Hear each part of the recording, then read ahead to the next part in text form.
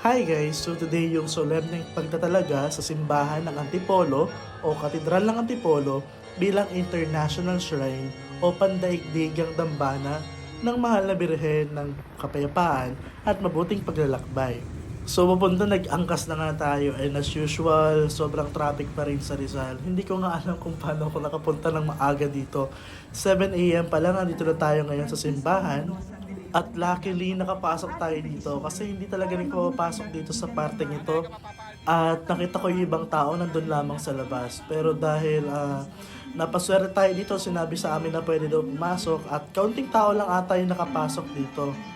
So habang nag-aantay kami, pinaliwanag ng host yung tungkol sa pagiging international shrine, yung mga saksi o mga deboto ng Mahal na Birheng Maria, pati na rin yung proseso o yung storya kung paano naging international shrine itong dambana ng Mahal na Birhen ng Kapayapaan at mabuting paglalakbay. Dito sa tagpong ito makikita na natin ang paglapit ng Birheng Maria ng Birhen ng Antipolo na wala pa ang kanyang korona pati ang kanyang 12 stars. So dahil gaganapin dito sa harap ng simbahan yung pagkakorona sa kanya at yung kokorona sa kanya ay bagong gawa. No? So talagang excited ang mga tao na makita kung ano nga ba ang itsura ng bagong corona na ito. Makikita natin na buhat-buhat ang Mahal na Birheng Maria ng mga nananampalataya sa kanya at makikita natin yung mga tao na sobrang nasasabik na makitang makoronahan ang Mahal na Birheng Maria. Ang imahen po na ito ay canonically crowned image ng Mahal na Birheng Maria. At ito'y ika-4 na imahen sa Pilipinas na mabigyan ng ganitong koronasyon.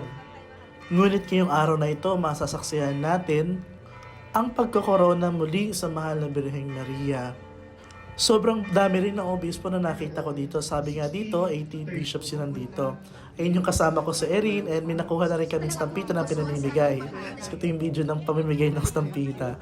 Sobrang tuwa ako dahil, ewan ko ba, kapag merong stampita sa isang event, natutuwa talaga ako. So ito, ang dami talaga nangihingi ng stampita. Talagang napunta na kami sa likod. So ito na, nag-start na ang prosesyon. I think this is the entrance procession na. Napakaganda ng estandarte, punong-puno ng mga gintong palamuti. At itong coat of arms. Makita natin si Bishop Sok, nandito na rin si Bishop Sok, one of my favorite bishops. Talagang sobrang daming ang obispo na nandito. Sabi nga, buong Pilipinas ay nandito. Andito na rin ang nuncio natin, si Archbishop Charles Brown, na siyang mamumuno dito sa atin. At ito na nga ang bagong korona ng Mahal na Birhen, ipuputong na dito. At ayan ay nasa harap ng simbahan. Sobrang saya ng tagpong ito dahil ang mga tao ay nagsisigawan ng Viva la Virgen. Maraming tao ang nagtaas din ng kanilang mga panyo, nagtaas ng kanilang mga kamay, at makikita natin na sobrang ganda ng bagong korona ng Mahal na Birheng Maria. Dahil hindi rin namin masyadong makita dito sa gilid ay nanonood kami sa screens.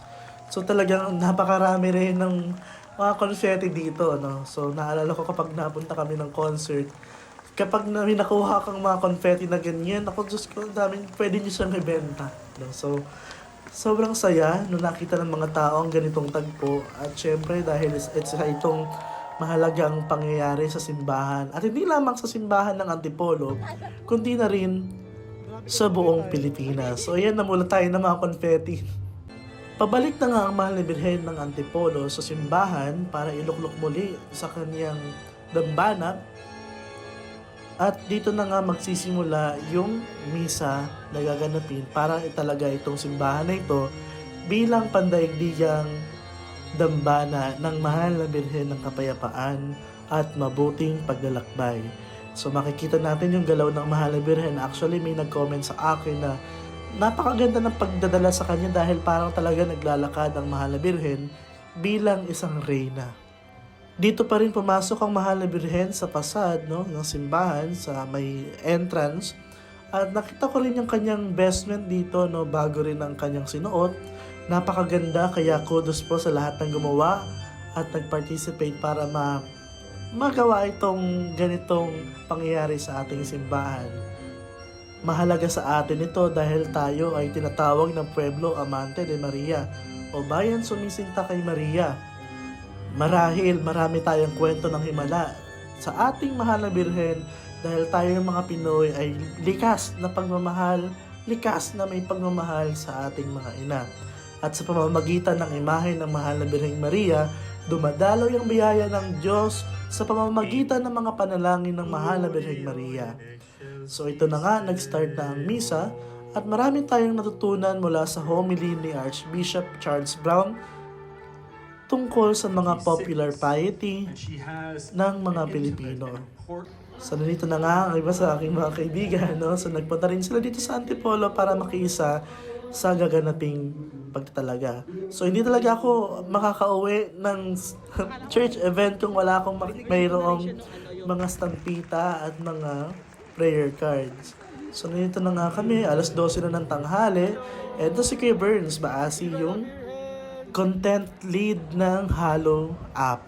So yan guys, i-download nyo na yung Hallow app. Ito na nga mahal na birhen sa kanya yung dambana, napakaganda. So ayun lang, bye bye.